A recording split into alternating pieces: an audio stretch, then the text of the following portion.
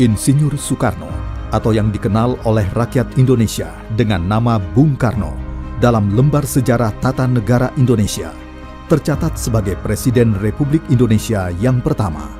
Namun sesungguhnya peran Bung Karno dalam perjuangan pembentukan bangsa Indonesia jauh lebih luas. Beliaulah bersama Dr. Andes Muhammad Hatta yang memproklamasikan kemerdekaan Indonesia. Atas nama bangsa Indonesia, Soekarno-Hatta. Bung Karno adalah Bapak bangsa Indonesia. Sungguh, Tuhan hanya memberi hidup satu kepadaku. Tidak ada manusia mempunyai hidup dua atau hidup tiga.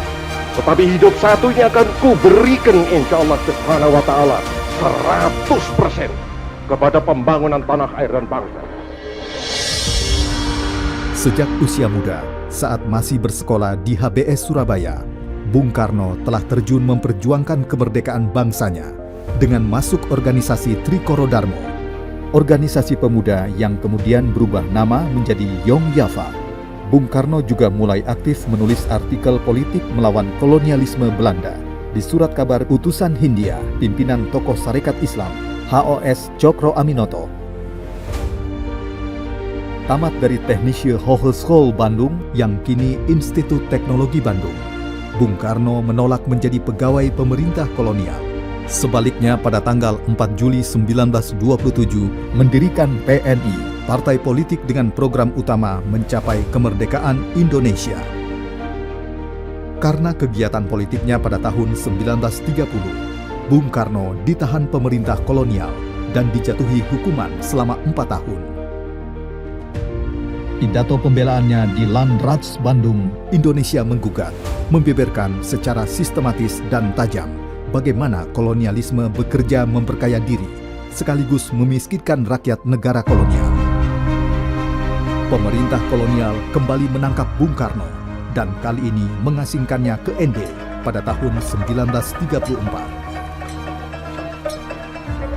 Di ND, Bung Karno mengembangkan minatnya di bidang seni. Beliau mendirikan kelompok sandiwara Kelimutu Toniel Club.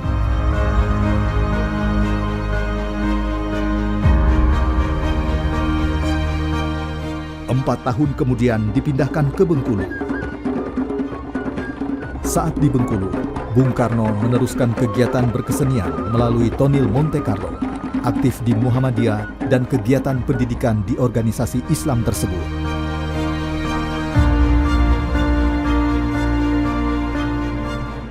Tanggal 1 Juni 1945, di depan sidang BPU PKI, Bung Karno memberikan uraian panjang tentang dasar-dasar dari negara Indonesia merdeka.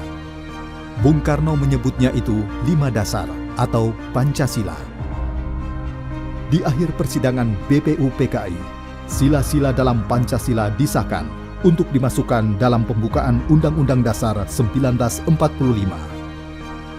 Sebagai Presiden, Bung Karno berjuang membantu kemerdekaan negara-negara terjajah, mendorong penyelenggaraan Konferensi Asia Afrika pada bulan April 1955 di Bandung.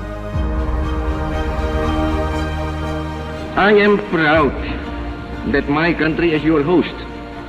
It is a new departure in the history of the world that leaders of Asian and African peoples can meet together in their own countries to discuss and deliberate upon matters of common concern, in spite of diversity that exists among its participants.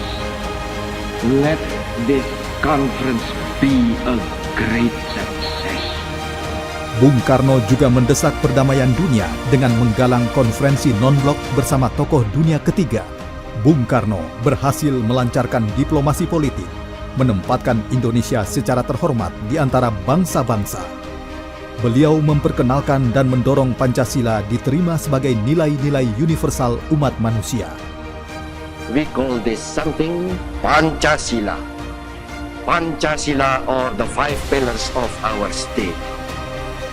Pidato terpanjang sepanjang sejarah sidang Majelis Umum PBB setelah Fidel Castro Presiden Kuba disampaikannya pada tanggal 30 September 1960. Pada sidang yang terhormat itu, putra Sang Fajar menggagas konsepsi tata dunia baru, membangun dunia baru yang lebih adil dan beradab. We do not seek to defend the world we know. We seek to build a new, a better world.